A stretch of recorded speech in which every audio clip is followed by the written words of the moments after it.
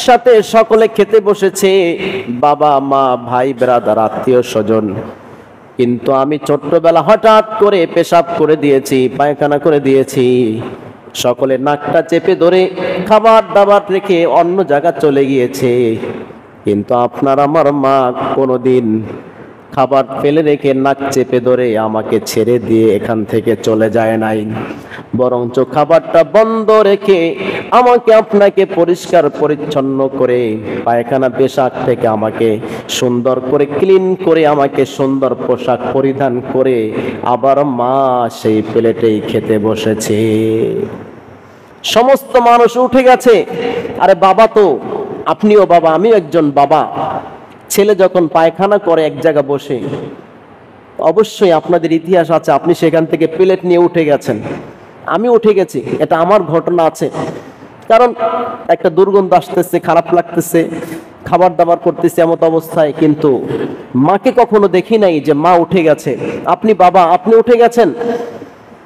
রাত্রিবেলা যখন ঘুমায়, পাশে আপনার সন্তান ঘুমিয়েছে, পেশাব করে দিয়েছে, অর্থাৎ আপনি আমি পেশাব করে দিয়েছি। মায়ের আঁচল ভিজে গিয়েছে, কাপড় চোপড় ভিজে গিয়েছে। আমরা কখন এখান থেকে উঠে গিয়ে অন্য জায়গা ঘুমাবার চেষ্টা করি, কিন্তু মা কখনো আমাকে আপনাকে ছেড়ে যায় নাই। তার আঁচলটা দিয়ে আবার আমার সবকিছু পুছে সেই ভিজা জায়গাটায় মা শয়ন করে আমাকে আপনাকে শুকনো জায়গায় শয়ন করিয়েছে। এমন ব্যক্তির নামই হচ্ছে মা। এই মায়ের সাথে কোনো তুলনা হয় না। এজন্যই নবী করিম সাল্লাল্লাহু আলাইহি ওয়াসাল্লাম অসংখ্য হাদিসের মধ্যে বলেছেন, মায়ের সেবা যত্ন করো। আল্লাহ সূরাতুল লোকমানের 14 নম্বর আয়াতে 21 নম্বর পারার 11 নম্বর পৃষ্ঠায় স্পষ্ট করে বলে দিলেন, এই যে তোমার মা তোমাকে পেটে ধারণ করে 10 মাস 10 দিন কষ্টের পরে কষ্ট করেছে, আবার যখন তুমি দুধ পান করেছো ছোটবেলা বড় হতে হতে যতক্ষণ পর্যন্ত তুমি শৈশবে পদার্পণ না করেছো ততদিন পর্যন্ত তোমার মা তোমাকে কত কষ্টে লালন পালন করেছে। আমি আল্লাহ এই কষ্টের জন্যই বলে দিলাম, তোমাদেরকে নির্দেশ করে দিলাম জোরপূর্বক ভাবে, আনিস কুরলি ওয়ালি ওয়ালিদাইক। এই জন্য তোমরা সবাই আমি আল্লাহর কৃতজ্ঞতা প্রকাশ করবে, ওয়ালি ওয়ালিদাইকা, এবং তোমার পিতামাতার কৃতজ্ঞতা প্রকাশ করবে। বলুন নির্দেশ কার?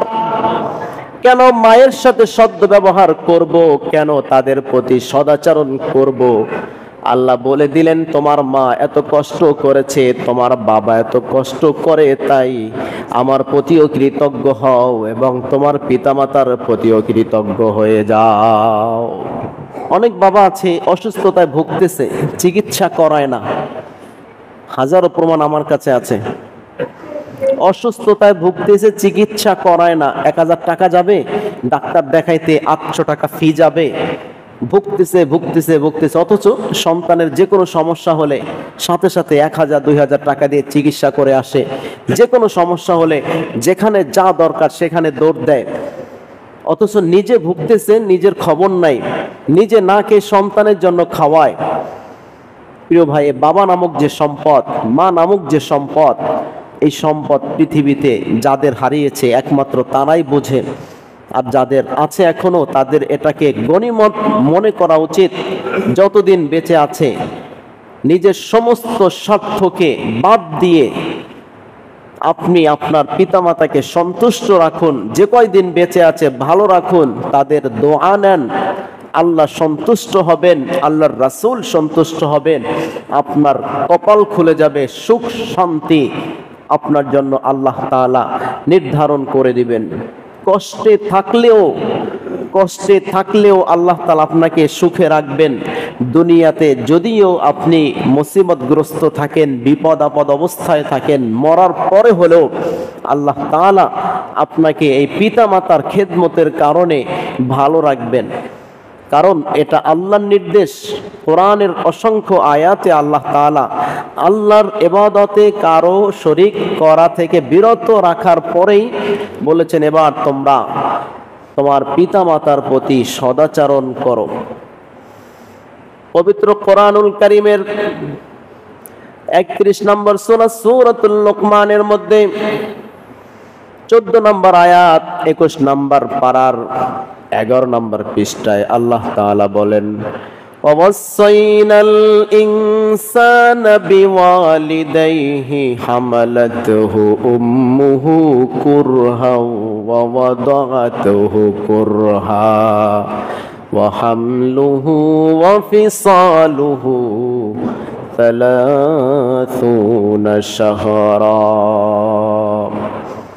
আল্লাহ তাআলা বলেন, আমি বনি আদমকে জোরপূর্বক ভাবে নির্দেশ দিয়েছি, ওসিয়ত করেছি, বিওয়ালিদাইহি ইহসানা, যে তারা তাদের পিতামাতার প্রতি সদাচরণ করবে, সদ্য ব্যবহার করবে, তাদের প্রতি অনুগ্রহশীল হবে, তাদের প্রতি কখনো কঠোর ভাষায় কথা বলবে না, কঠোর হবে না, তাদের প্রতি কখনো খারাপ আচরণ করবে না, যত পারে তাদের সঙ্গে ভালো আচরণ করবে। এই নির্দেশ আমি আল্লাহ বনি আদমকে দিয়েছি। বলুন নির্দেশ কার? সকলে বলুন নির্দেশ কার? আল্লাহর নির্দেশ, যে আপনি আপনার পিতামাতার প্রতি সদ্য ব্যবহার করেন, ভালো আচরণ করেন, নরম ভাষায় তাদের সঙ্গে কথা বলেন। এটা হচ্ছে আল্লাহ তাআলার নির্দেশ। এরপরে আল্লাহ তাআলা বললেন, হামালাতুহু উম্মুহু ওয়াহনান আলা ওয়াহনি ওয়া ফিসালুহু ফি আমাইনি আনিশকুর লি ওয়া লিওয়ালিদাইক। প্রত্যেক কথার পিছনে যুক্তি থাকতে হয়। আল্লাহ বলেছেন, তোমার পিতামাতার প্রতি আমি জোরপূর্বক ভাবে সদ্য ব্যবহার করার নির্দেশ প্রদান করলাম আমি আল্লাহ। কেন আমি নির্দেশ দিলাম ভালো ব্যবহার করার? শোনো, আরে তোমার মা তোমার জন্য কত কষ্ট করেছে, তোমার বাবা তোমার জন্য কত কষ্ট করেছে।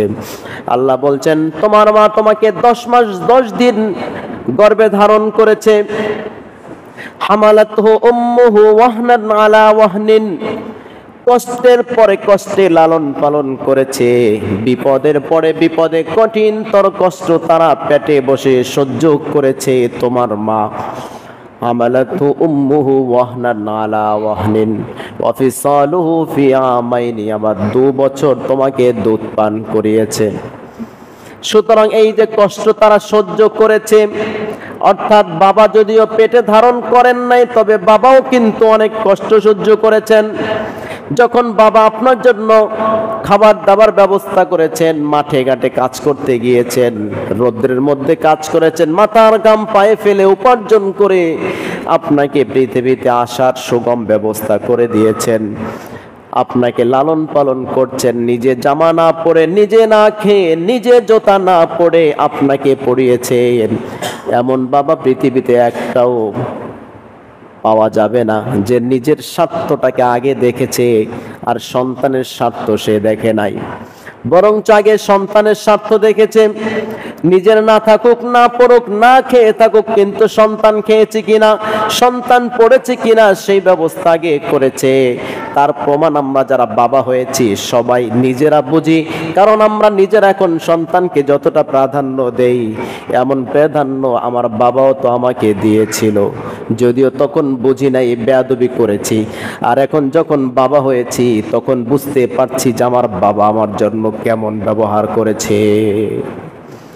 এজন্য আল্লাহ বলছেন, এই যে কষ্টে লালন পালন করেছে, তুমি যখন মায়ের পেটের মধ্যে ছিলে তখন সবাই একসাথে খানা খেতে বসেছে, তুমি হঠাৎ করে তোমার মায়ের পেটের মধ্যে একটা লাথি দিয়েছো, মা বেহুশ হয়ে পড়েছে, চিৎকার দিয়ে উঠেছে ব্যথায়, খাবার দাবার ফেলে রেখে সে চিৎকার করে অন্য রুমে চলে গিয়েছে।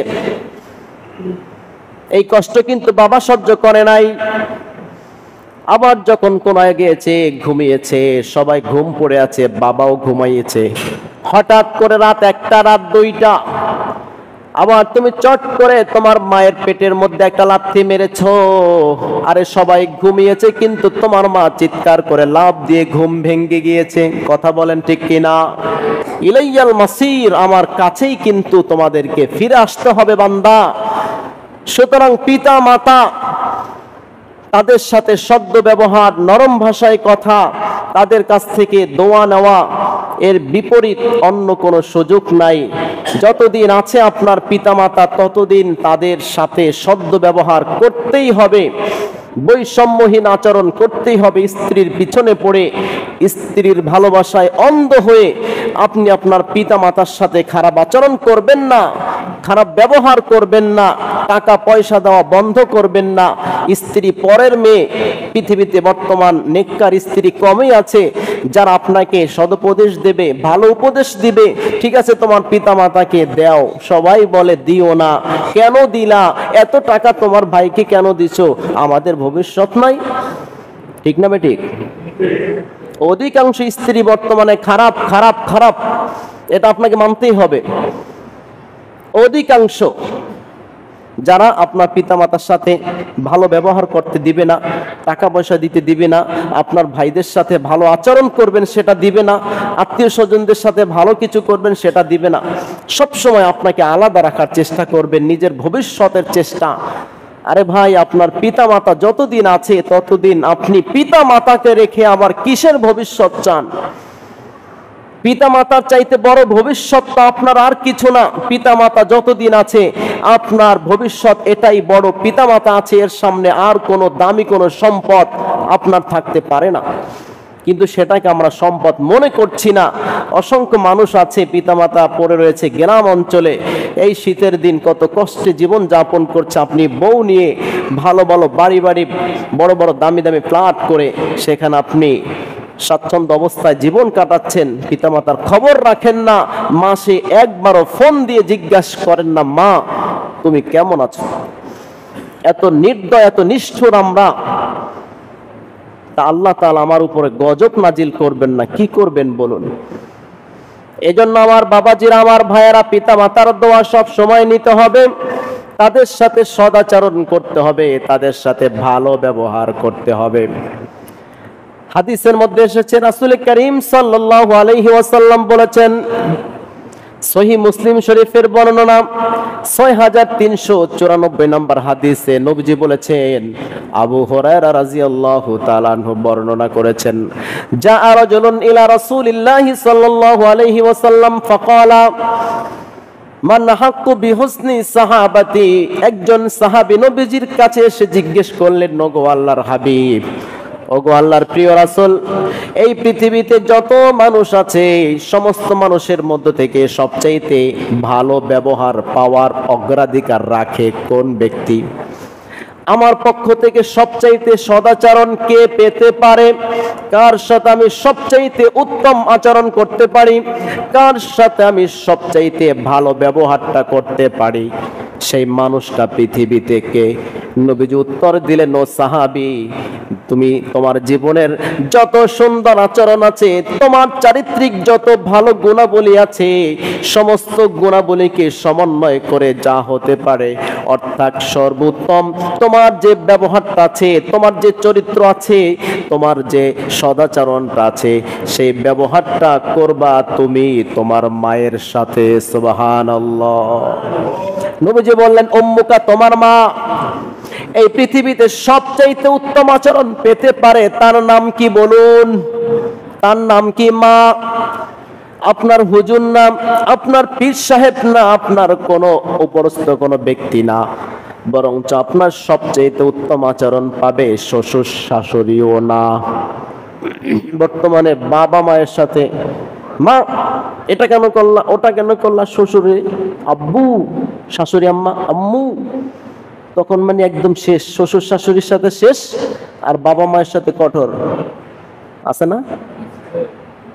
রাগ করতেছেন যারা শ্বশুর শাশুড়ি হয়েছেন, হুজুর আমগো বিরুদ্ধে কথা কইতেছে, আমার জামাই একটু ভালো আচরণ করে আমগো লাগে, হেডেও আবার কইতেছে কি লাগে বাপ মা থইয়া শ্বশুর শাশুড়ির সাথে এত নম্র ব্যবহার, আব্বু আম্মু, আর নিজের বাবারে আব্বা আম্মা। এই নবীজির হাদিস, আপনার এই যে শ্বশুর শাশুড়িকে যেমন সুন্দর আপনার অমায়িক ব্যবহারটা তাকে দেন, নবীজি বলেছেন এই ব্যবহারটা তাকে দাও, দোষ নাই, সবার সাথেই ভালো ব্যবহার করো, কিন্তু সবচেয়ে উত্তম ব্যবহার, উত্তম আচরণ হবে 1 নাম্বার তোমার বাবা মা। আর এখন হয়ে গেছে উল্টা, বাবা মা 1 নাম্বার ব্যবহার পায় না, 3rd ক্লাসের ব্যবহার তারা পায়। এরপরে আবার সাহাবী জিজ্ঞেস করলেন, ওগো আল্লাহর রাসূল, সুম্মা মান, তারপরে 2 নম্বরে আমি কার সঙ্গে আমার জীবনের সবচেয়ে উত্তম আচরণ দেখাবো? নবীজি বলেছেন 2 নম্বরে যিনি তোমার ভালো ব্যবহার পাবেন তিনিও পৃথিবীতে আর কেউ না, তিনিও তোমার মা। সুম্মা উম্মুকা, তিনিও তোমার মা। 2 নম্বরে ভালো ব্যবহার তোমার মা। আবার সাহাবী জিজ্ঞেস করলেন, সুম্মা মান, ওগো আল্লাহর হাবিব 3 নম্বরে আমার সবচেয়ে উত্তম আচরণটা কার সাথে আমি দেখাতে পারি, ভালো ব্যবহারটা কার সাথে করতে পারি? নবীজি বললেন, সুম্মা উম্মুকা, 3 নম্বরেও তোমার ভালো ব্যবহার পাবে এমন ব্যক্তি হচ্ছে কেবলমাত্র তোমার পিতা মাতা। সুবহানাল্লাহ। নাম্বার 1 ভালো ব্যবহার পাবে কে? মা। নাম্বার 2 মা। নাম্বার 3 মা। মা মা কেন? ওই যে সূরাতুল লোকমানের 14 নম্বর আয়াতে আল্লাহ বলেছেন, মা অনেক কষ্ট করে লালন পালন করে 10 মাস 10 দিন তোমাকে ধারণ করেছে পেটে, আবার 2 বছর 2.5 বছর 3 বছর থেকে শুরু করে তোমার শৈশবে পদার্পণ করা পর্যন্ত তারা যে কষ্ট করেছে তোমার পিছনে, এই জন্য মায়ের অগ্রাধিকার 3 গুণ বেশি। 4 নম্বরে আবার প্রশ্ন করলেন, সুম্মা মান, ওগো নবী 3 নাম্বার 3টা প্রশ্ন করলাম, 3 বার আপনি বললেন তোমার মায়ের সাথে ভালো ব্যবহার, তোমার মায়ের সাথে ভালো ব্যবহার, মায়ের সাথে অনুগ্রহশীল হও।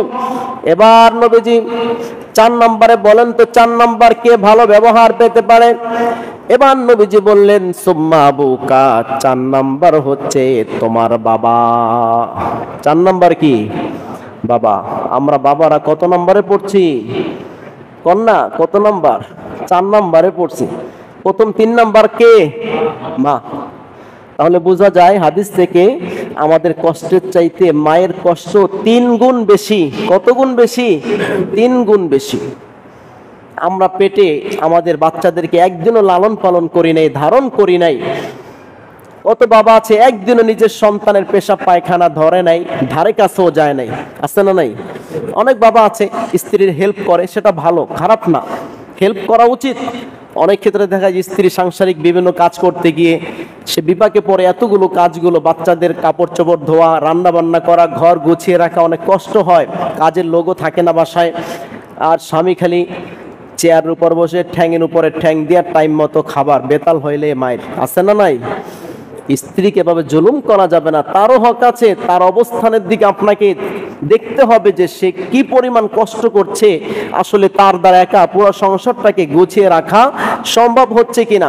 শুধু আপনি স্বামী হয়েছেন বিদায় তার প্রতি শুধু নির্দেশ, টাইম মতো খাবার, ঘর কেন অগুছালো, এটা এখানে কেন পড়ে আছে, না ভাই, তার অবস্থানের দিকে লক্ষ্য রাখতে হবে, সে একা কতটুকু পারে।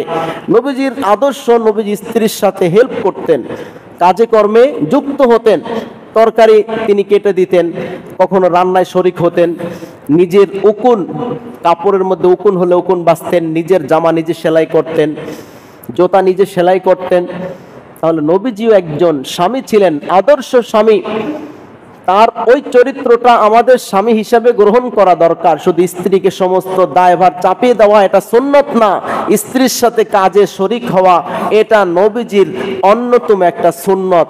যারা জীবনে করি নাই, কমপক্ষে নবীজির একটি সুন্নতের প্রতি লক্ষ্য রেখে হলেও যে এটি তো নবীজি করেছেন, তাহলে আমি একটু স্ত্রীর সাথে হেল্প করি কাজে, এটা করলে মান সম্মান যাবে না। আপনি ঘর ঝাড়ু দিলে মান সম্মান যাবে না, এটারও মহাব্বত বাড়বে, ভালোবাসা বাড়বে। স্ত্রীর কাজে হেল্প করলে মান সম্মান যাবে না, ভালোবাসা তৈরি হবে।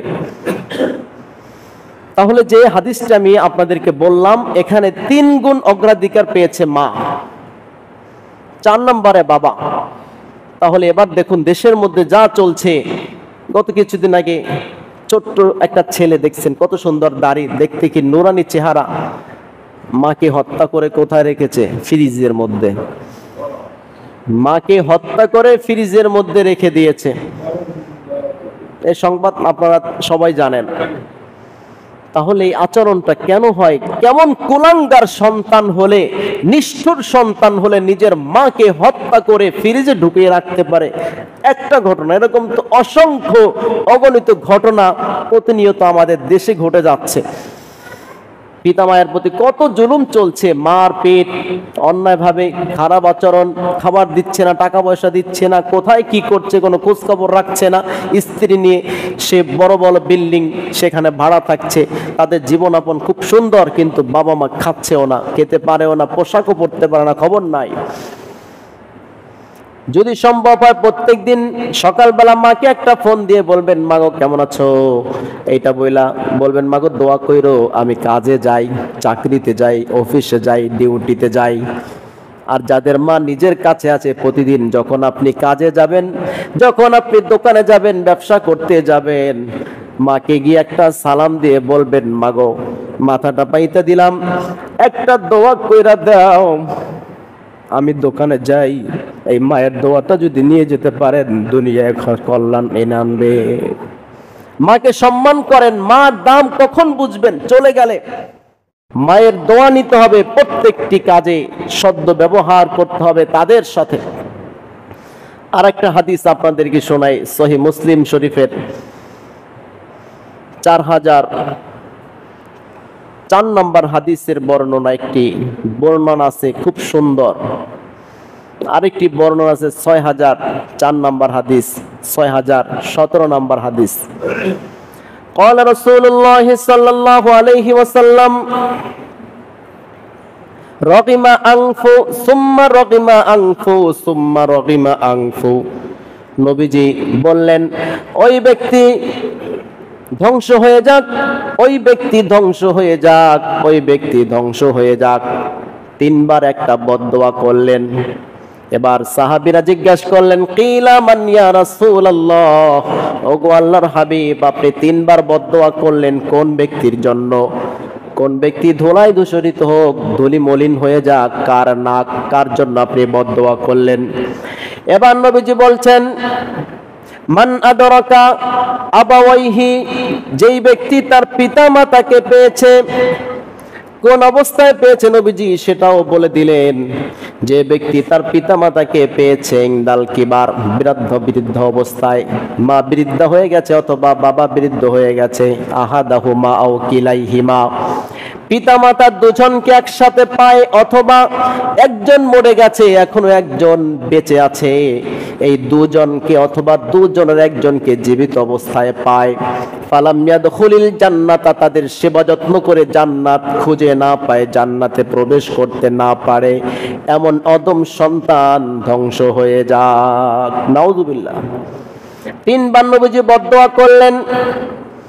সহিহ মুসলিম শরীফের 6404 নম্বর হাদিসের বর্ণনা, নবীজি তাই বললেন, রগিমা আনফু রগিমা আনফু রগিমা আনফু সুম্মা রগিমা আনফু, তিনবার বদদোয়া করলেন। সাহাবীরা জিজ্ঞাসা করলেন, নবীকে, তার পরিচয় কি? নবীজি নিষ্ঠুর সন্তানের কথা বলে দিলেন, যারা তাদের পিতামাতাকে অথবা যে কোন একজনকে জীবদ্দশায় পায়, তাদেরকে পেয়ে সৌভাগ্য মনে না করে, বড় সম্পদ মনে না করে, তাদের সেবা যত্ন খেদমত না করে, ভালো ব্যবহার না করে, তাদের দোয়া না নিয়ে জান্নাত কামাই করতে না পারে, এমন কুলাঙ্গার সন্তান ধ্বংস হয়ে যাক। নাউযুবিল্লাহ। আমরা কি সেই বদদোয়ার মধ্যে পড়তে চাই নাকি বাঁচতে চাই? তাহলে কি করতে হবে? পিতামাতার সাথে ভালো ব্যবহার, নরম ভাষায় কথা বলতে হবে। অনেক পিতামাতা আছে তাদের আচরণ খারাপ, যুক্তিগতই তাদের আচরণ খারাপ, আপনার সাথে বৈষম্য করে, আপনার স্ত্রীকে দেখতে পারে না, সন্তানকে দেখতে পারে না, আছে এরকম, সেটাও আমাদের জানা আছে।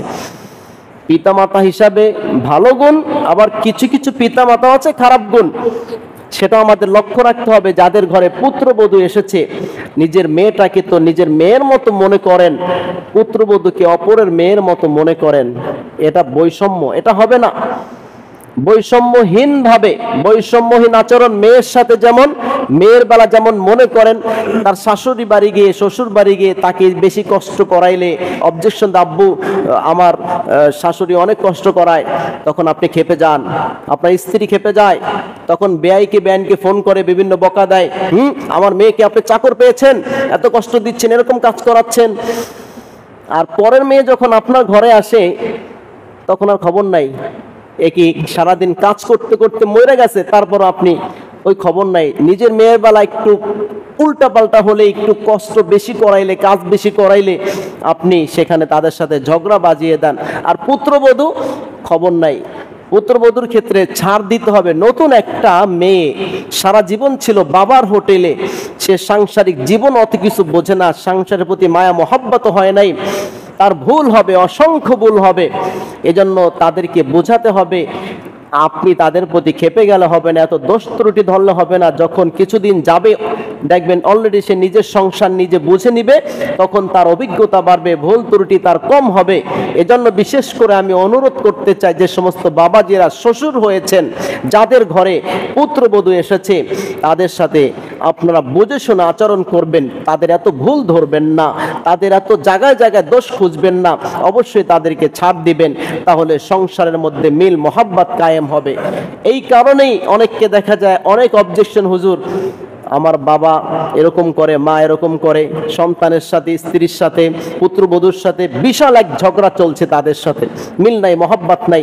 শ্বশুর শাশুড়ি জামাইকে দেখতে পারে না, আবার শ্বশুর শাশুড়ি দেখা যায় ওই পুত্রবধূর সাথে লিঙ্ক নাই, ঝগড়া ফাসাদ চলছে প্রত্যেকটা মুহূর্ত। এখন অবশেষে কি হয়েছে, ছেলে এখন আলাদা হয়ে গেছে, এখন ছেলে স্ত্রীর কথা শুনে ওই বাবা মার খোঁজ খবরও রাখে না। এজন্য আমাদের উভয়ের পক্ষ থেকে সদ আচরণ করতে হবে। এজন্য রাসূল করিম সাল্লাল্লাহু আলাইহি ওয়াসাল্লাম বলেছেন, সবার সাথে সদ আচরণ করতে হবে, পিতামাতার সাথে এবং আত্মীয় স্বজন যারা আছে তাদের সাথেও।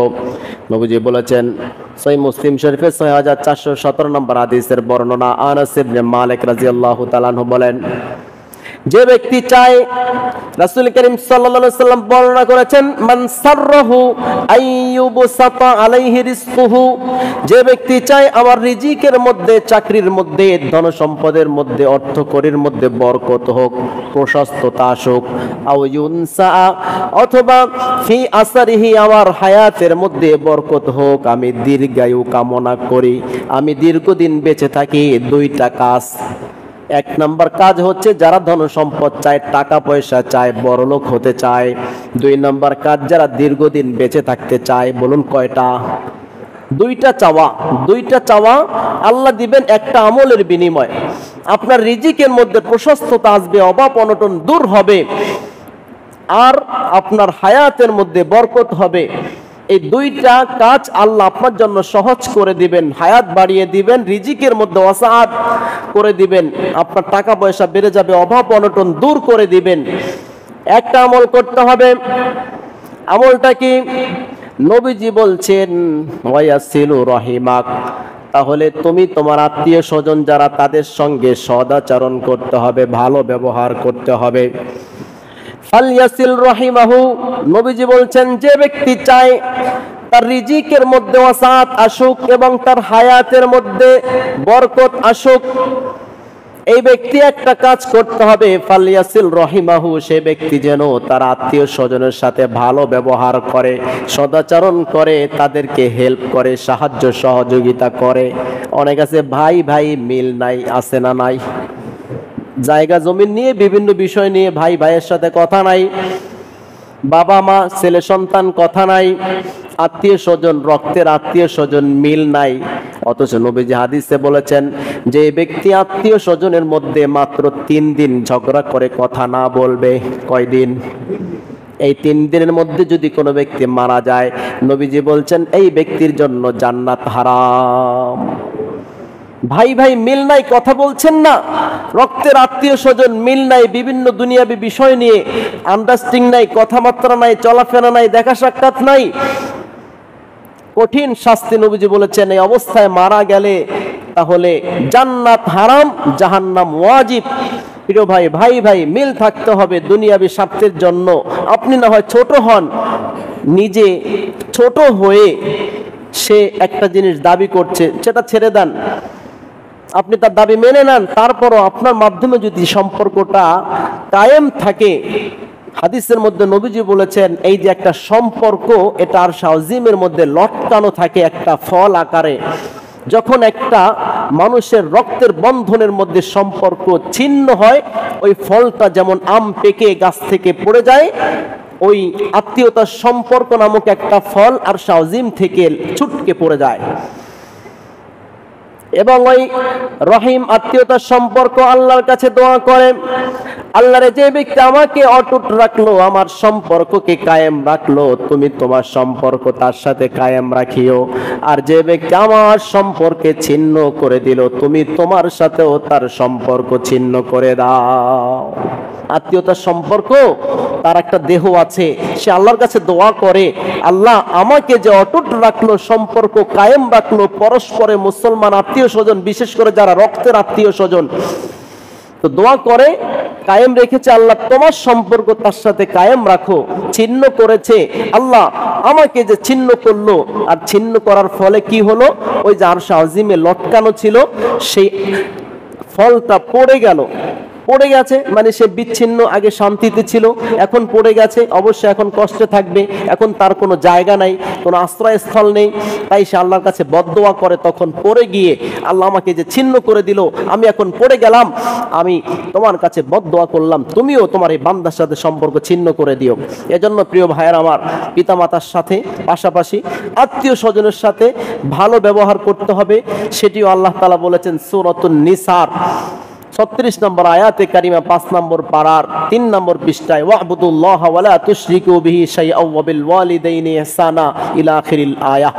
এখানে 9 জন ব্যক্তির সাথে আল্লাহ তাআলা সদাচরণ করার কথা বলেছেন। নিজের পিতামাতা, নিজের ভাই বেরাদার, আত্মীয় স্বজন, পাড়া প্রতিবেশী, নিকট আত্মীয় স্বজন, প্রতিবেশী যারা, দূরতম প্রতিবেশী যারা, এবং বন্ধু বান্ধব যারা, সবার সাথে আল্লাহ তাআলা ভালো ব্যবহার করার কথা বলেছেন। আল্লাহ তাআলা যেন আমাদের সবাইকে পিতামাতার খেদমত করে এই দুনিয়া থেকে জান্নাত উপার্জন করে যাওয়ার তৌফিক দান করেন। আমিন।